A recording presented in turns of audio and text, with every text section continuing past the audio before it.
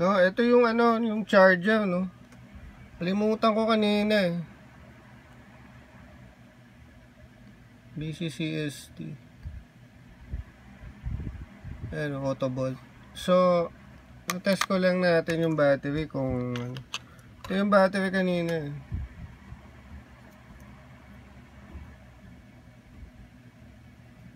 Ayan. Ayan ang battery nito. Smooth na smooth. Diba? So, itong charger maraming compatible na ano eh, battery oh. Dalawa yung size. Diba, merong maliit as meron pa nung hanggang dito eh. Check nyo na lang for compatibility.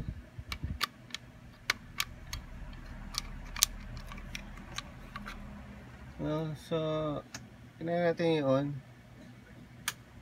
Ayan. Ayan. So, nagcha-charge na siya.